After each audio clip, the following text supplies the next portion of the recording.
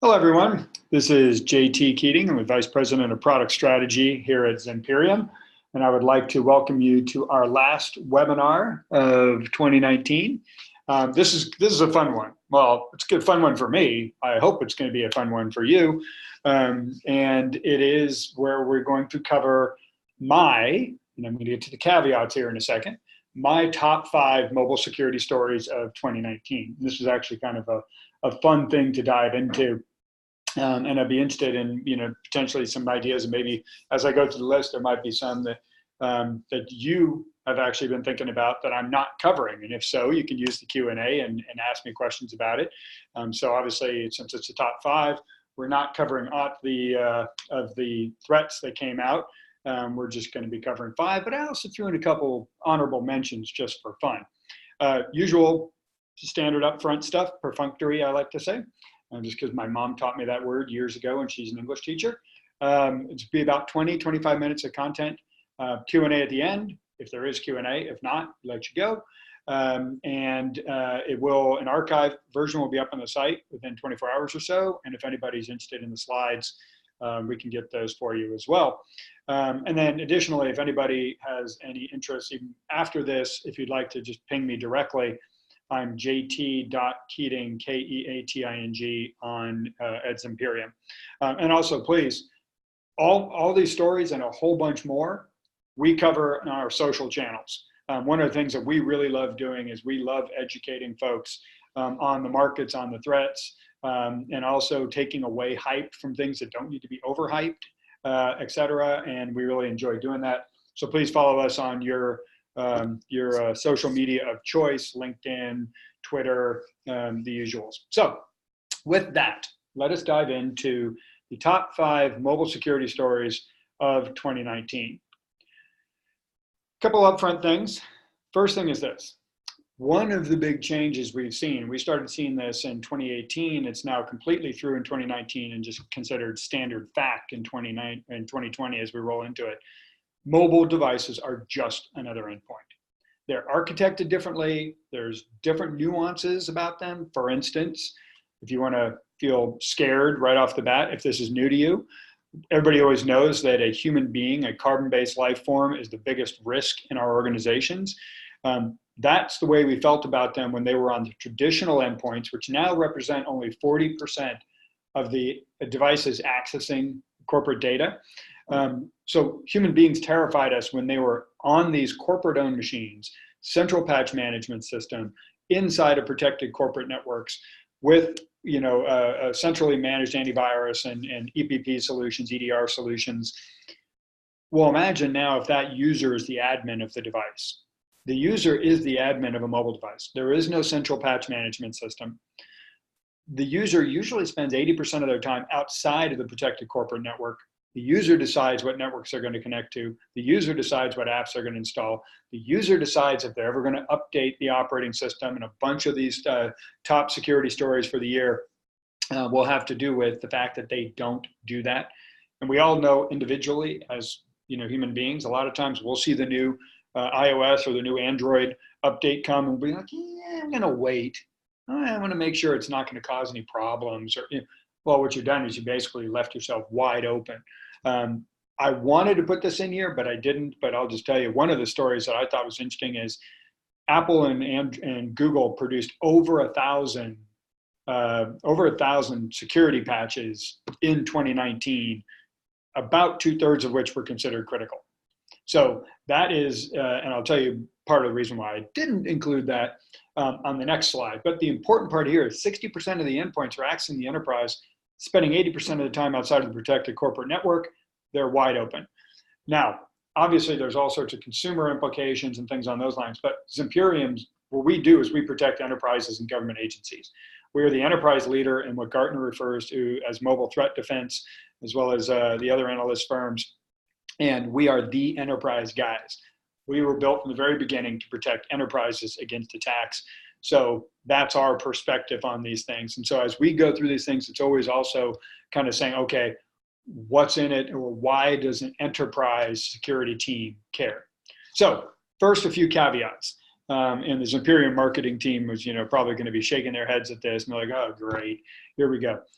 So caveat number one, this is my list.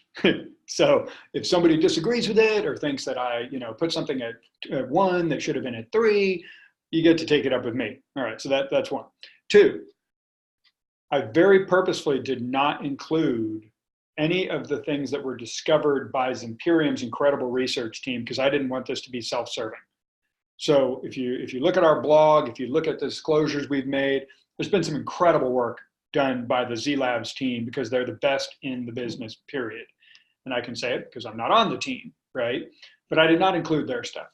And then marketing team chagrin number 3, at least one of the things I mentioned, somewhere in this top 5 plus honorable mention, were actually discovered by competitors of ours.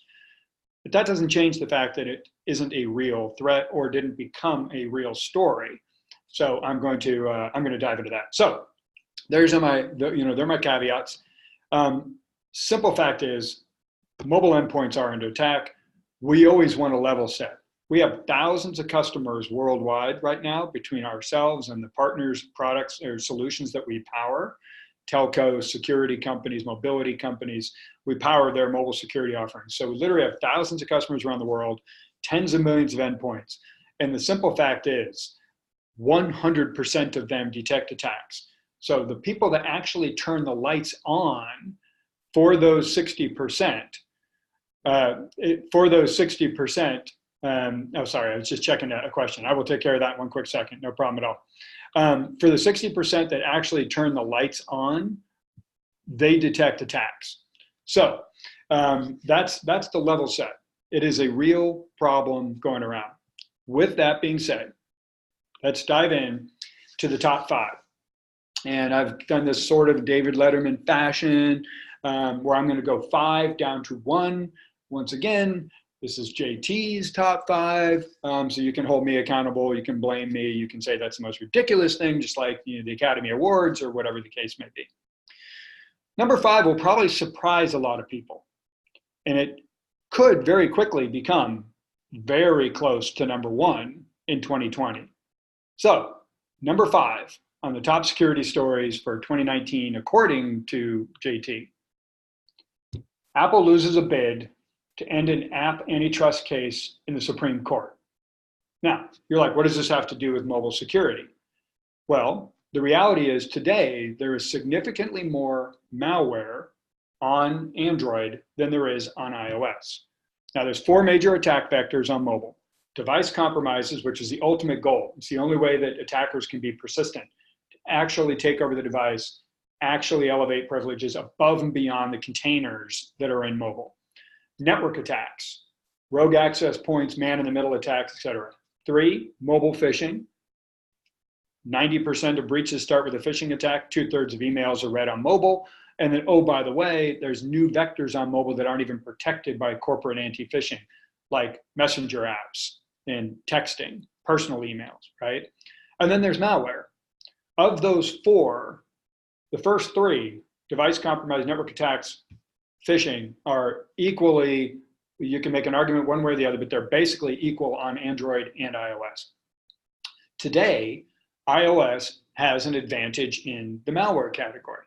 And there's 2 primary reasons for that. The first one is when it comes to the App Store, Apple will vet the developer first and then the apps themselves. Whereas traditionally, and some of this is changing, Google has started with just developing or vetting the app itself. Now, a few weeks ago, we actually partnered with Google. Every single app that comes into Google Play runs through our detection engine before it gets published to see whether or not it's malicious. So Google's doing some great work on that. But the second reason why there's more malware on Android than there is on iOS is the real reason. Well over 90% of the malware that we see on Android comes from third-party app stores. So the Wall Street Journal reported that Apple lost a bid. The Supreme Court basically said in an antitrust case, so it had nothing to do with security, but an antitrust case, they said, you can have this class action lawsuit because it does appear that there's enough thought process that it could be an antitrust case that Apple controls the entire app store and there's no ecosystem to be able to get to third-party app stores. Now, for all of us in the business, we know you can get to third-party app stores on iOS, but it's more problematic. You got to go through a browser, et cetera, et cetera. So if this lawsuit succeeds, and if the majority of all the malware actually comes from outside of the legitimate Play stores, you can expect more malware on iOS. Simple math, simple fact. If the lawsuit wins, and if they have to open the App Store up from an antitrust standpoint, it will open up places that are not vetted, which will therefore increase malware on iOS. So that was number 5 for me. And it might have been a little bit of a surprise at first, but hopefully the logic kind of holds as we move forward. So that was number 5. What was number 4? And again, it was kind of fun figuring out the order on some of these. Here's number 4. There was a vulnerability discovered in WhatsApp. And WhatsApp is, obviously Facebook app. This was all over the news for a variety of reasons, including the fact that the initial exploit of that vulnerability, so simple definitional, vulnerability is a hole that can be taken advantage of. An exploit is what it compromises and takes advantage of the vulnerability as a general rule. So the initial exploit that was discovered and that was reported through the Facebook crew actually seemed to have geopolitical ramifications. It was allegedly tied back to a group that has produced a lot of software that allegedly sells it only to governments. But the first place that they started noticing it was targeting somebody that was a lawyer that was involved in a lawsuit against this particular entity. Now, forgetting all the geopolitical stuff for a quick second, it was big news because of how big WhatsApp is. It was big news because there was exploits discovered in the wild almost at the exact same time as the vulnerability. A lot of times we discover the vulnerability and then you find the exploits later. These two things were simultaneous. The other reason that I put this particular thing in here is really about the WhatsApp part. WhatsApp actually had a couple different well-publicized stories in 2019. This one happened to be the one that really got a lot of the attention because the exploit was already out in the wild, and it was a well-known situation that had to do with an interesting part of the world at the time and an interesting dynamic. The other WhatsApp was not really so much of a vulnerability of WhatsApp, it was just something that could leverage WhatsApp, and that was targeting India, and it also went wild. So it's less about WhatsApp per se, as it is, here's this new vehicle that can actually be compromised. And just considering the hundreds of millions of users of WhatsApp, it became very big news. Just for what it's worth, the way this particular thing worked was as soon as a voice call would be initiated, it literally could ring in WhatsApp. And even if just by ringing, it created a buffer overflow that was able to be compromised. And by the way, very similar to stage fright, which was discovered by Virion, the call log of that WhatsApp call that came in that triggered it, where the then attacker could take over the device and continue to surveil and do all the stuff that they were using it for, the call log disappeared. Just like it happened with stage fright, when the text would be processed, the media thing, vulnerability would start to process the text, then it would delete the text after it compromised the device. Very similar dynamic. So number 1 was this potential tectonic change if Apple's forced to open up their app store. Number 2, the WhatsApp issues that they had to deal with this year from a pure size standpoint. Number 3 might seem a little personal. You can tell I'm having fun with this, can't you? Because I think it's pretty interesting stuff. And frankly, I had fun pulling this whole thing together. And sometimes doing webinars is not always fun. Sometimes it can be a little bit boring. So you can tell that I had a little bit of fun. One of the main things I mentioned at the onset that when I was talking about not wanting this to be self-serving and the like, we truly like to educate people. We are the guys that people will come to. Many of the POCs, the proof of concepts we do with our enterprise customers around the world, we're actually asked to help run them because we're the experts in this stuff. And we like to actually explain this. So one of the main things we are very consistent on doing is saying, why do you care? As an enterprise, if you're trying to protect your enterprise, why do you care? Well, you would care about the Apple thing because all of a sudden all these iOS devices could potentially have malware, then walk back into your enterprise, you care, right? You care about the WhatsApp thing because it just happens to be one of the messenger things, but it's used by hundreds of millions of people who also happen to be your employees, and they walk back in. And also that just happens to be in that particular app. The concept of discovering vulnerabilities is huge. As I mentioned, Apple and Google patched 1,000 vulnerabilities in the operating system alone. Think about how many apps are sitting on top of that operating system. WhatsApp just happened to be one of them. So why do you care? It opens your exposure, especially if you don't have any visibility on the 60%. So number 3, with all that being said, is Mr. Bezos, the CEO of Amazon's phone was hacked. Allegedly by Saudi Arabia, according to his investigator. Allegedly, the story was that somebody in Saudi Arabia was upset about the fact that the Washington Post, which is owned by Mr. Bezos, was covering the whole Khashoggi story in a way that they didn't like. They tried, whoever it was behind this, that's kind of the alleged, according to the news. What isn't alleged is that his phone got hacked. What isn't alleged is somebody tried to blackmail him because of some pictures of a lady that he was having an affair with. Eventually, that whole side. So everybody paid attention to the personal side of things, right? Here's the interesting thing. A mobile device, one of the reasons that mobile is becoming such a hot topic, I mentioned that the user is the admin. They're the ones, et cetera. It doesn't matter whether it's a corporate-owned device or if it's a employee-owned device, like we're doing a bunch of stuff with Microsoft Intune MAM for the BYOD side of the scenario, or a corporate-owned device, whether it's Intune or Workspace ONE or our partners at Mobile Iron, it doesn't matter. People think of those devices as personal. And it has corporate and personal stuff on it. Again, why would an enterprise care about Mr. Bezos' phone being hacked?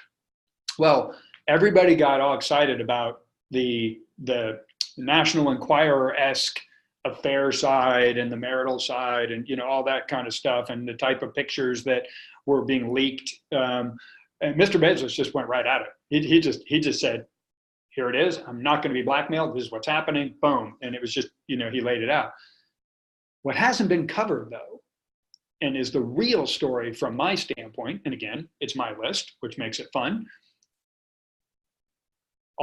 There's no possible way that if somebody, whoever it is, hacked his phone enough to be able to get his photos, that they didn't have access to every other part of corporate information that he had access to on his phone.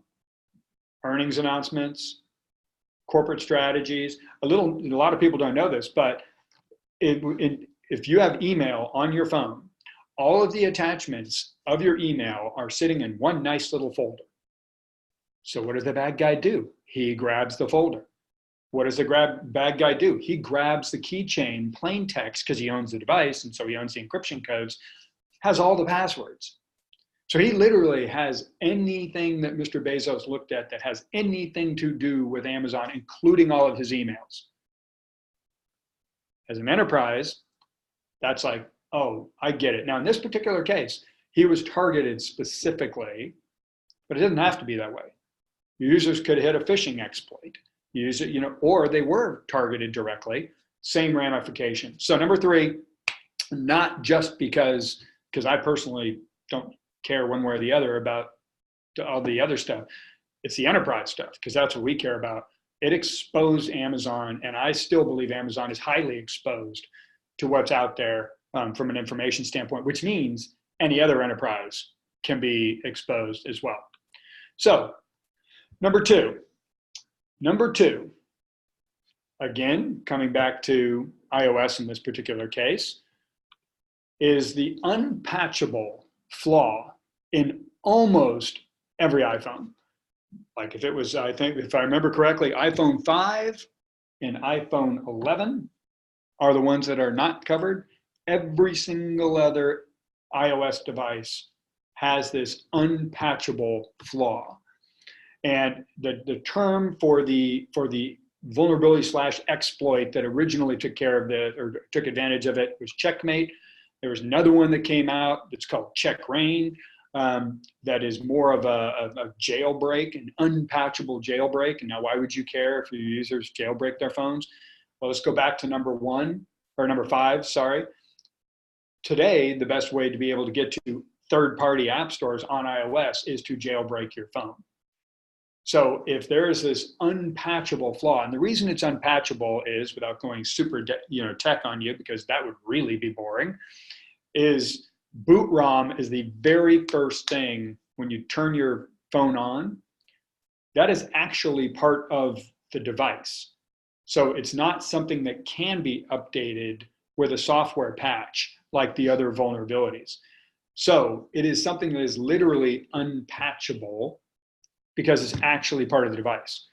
Until everyone ages out and goes to 11, 12, blah, blah, blah, blah, blah, this vulnerability will be out there, and this ability to exploit the device will be out there, and it is in fact unpatchable. Now, this isn't a product thing for Virion, but just to let you know, we've even got a blog you can go check out on the unpatchable check rain exploit down here. And it shows how we would be able to detect and determine that somebody is trying to do this, detect and determine if they're trying to elevate privileges, if they're tampering with the system, all the stuff that comes with it. So we would detect it, not just say this operating system is out of date. If somebody actually tried to exploit it, we would detect it. And in that particular case, then we can set policies to, hey, you don't have any access to the network until we fix it, et cetera, et cetera. So because it hits such a tremendous number of devices, that's why it's number 2. The reason it's not number 1 is because I get to pick, but more importantly than that, the reason it's not number 1 is because this is a risk. This is something that can occur.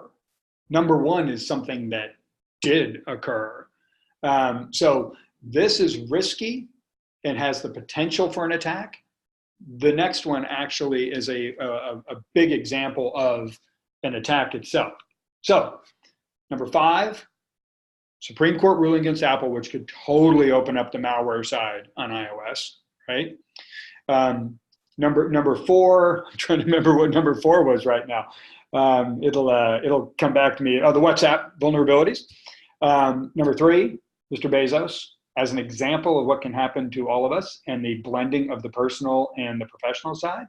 Number 2, the unpatchable exploit, checkmate and check rain. So what was number 1 in my opinion? The number 1 mobile security story, in my opinion, in 2019. And that is the malicious websites that Google Project Zero identified that were secretly hacking iPhones for years. This is an interesting one because, first of all, it was any iPhone that hit that website could be exploited. Now, subsequently, we also find out that, by the way, some of the Android devices that hit that website, or websites, plural, would be exploited.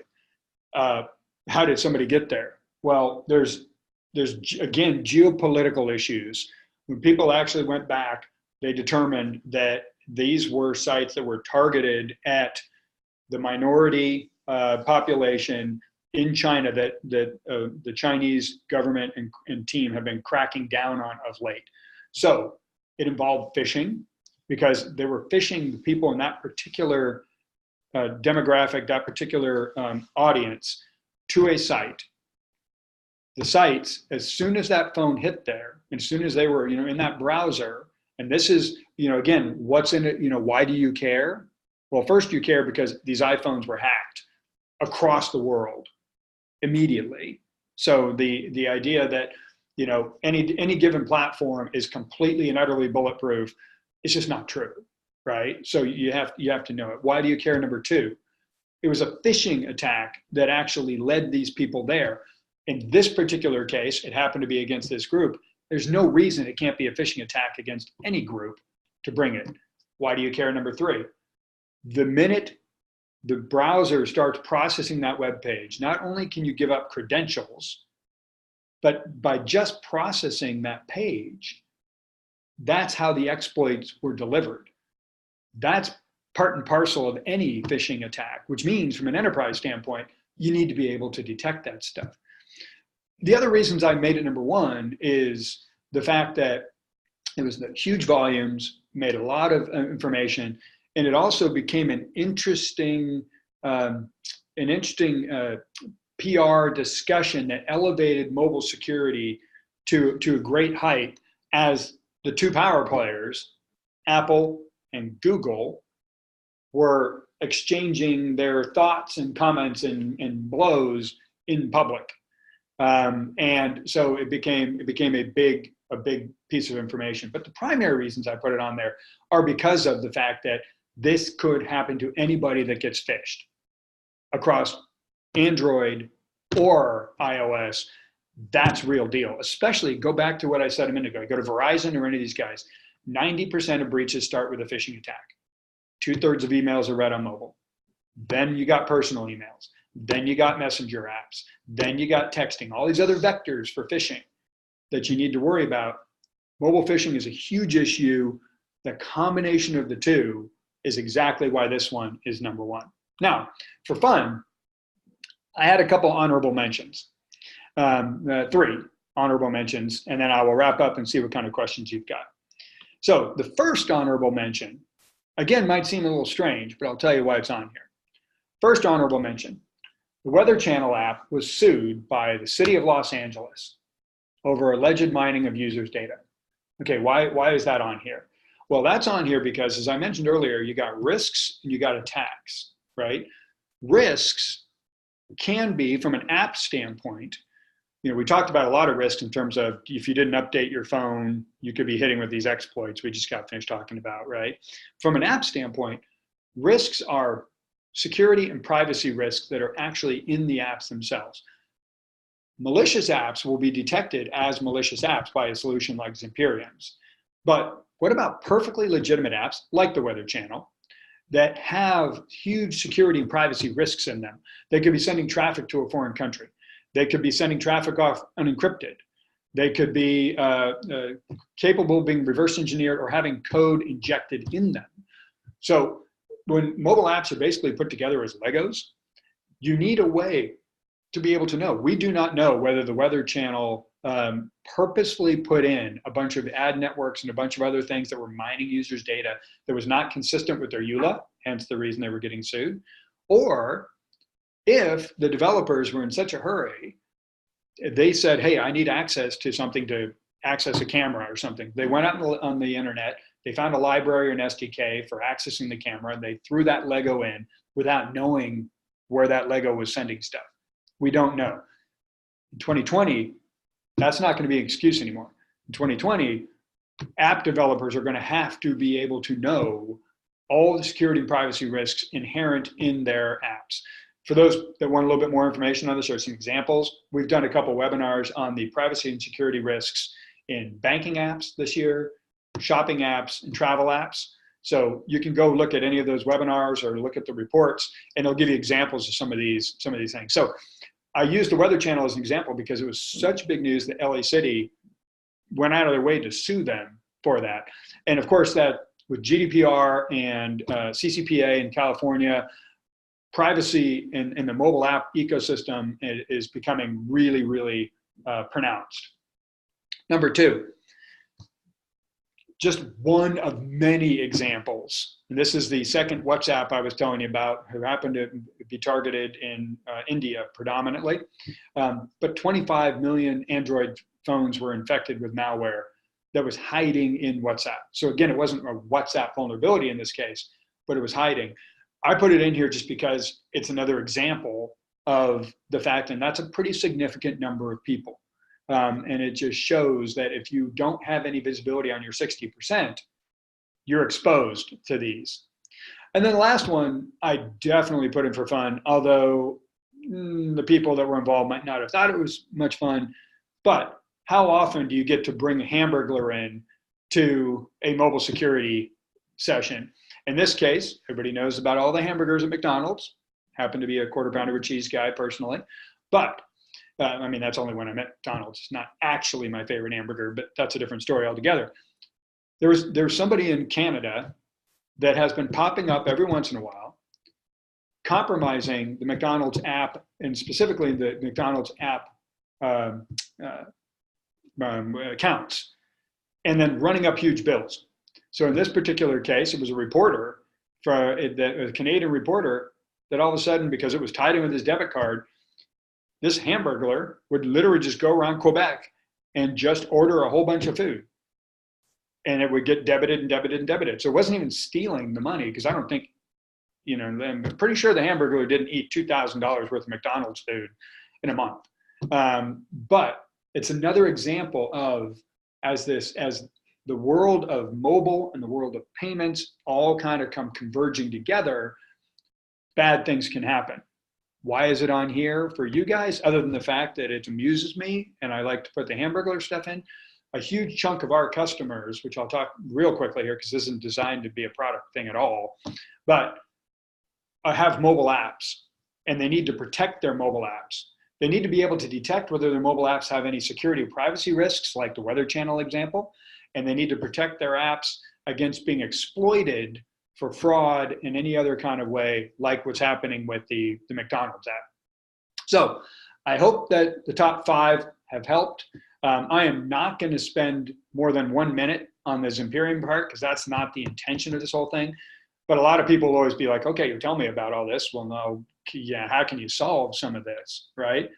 Well, Zimperium has one core engine. I like to say that, similar to BMW is an engine company, not a car company. We have one engine, it's called Z9. On device, it detects device network phishing, malicious app attacks, both known and unknown, because it's machine learning based. It can be rolled out one of 2 ways. If you're trying to protect your device 100% of the time against all the threats we were just talking about, like when I was talking about what showed up with the checkmate and check rain in our solution, it's a product called ZIPS, which stands for Z Intrusion Prevention System. This is mobile EDR. It is just like CrowdStrike, Cylance, Carbon Black, Cyber Reason for mobile. If, however, you have a mobile app, as I was just talking about in the Hamburglar example, we have a product called ZApp, which stands for in-app protection. It is an SDK where you can drop ZApp directly inside of your mobile app. In that case, you can protect it against those same attacks. You're not trying to protect the device. You're trying to protect the app and the session the app is having. And then, but all of those go into, we work on any cloud, because we do all of our detection on device. So we can work on any cloud. Behind this is a capability called Z3A, and that basically analyzes any app in your environment for security and privacy risks. So all those risks we talked about, let's say in the Weather Channel example. If you're doing mobile app development, we have a new version of that that's coming out. We're going to be announcing very quickly, that can actually be part of your dev ecosystem and actually scan apps as they're being developed. So stay tuned for that announcement. Then we tie into the greatest set of UEMs. We're the only ones that handle multiple UEMs in a single console. And we put all the data into a SIM, so you'd be able to detect it, and also into EDR solutions as well. So with that, I am going to stop for a second and see what questions everybody may have. And I'm going to be responding to the one question I see already while we're doing this. And the question was for my email, so I just sent it again, just so that everybody would have it, anybody that's interested. And with that, I see that we don't have any other questions. I would like to thank everybody. Hopefully this was helpful. And again, if you do have any questions, I put the email address in there again. It's jt.keating@zimperium.com. And I hope everybody has a great remainder of the year and a fantastic 2020.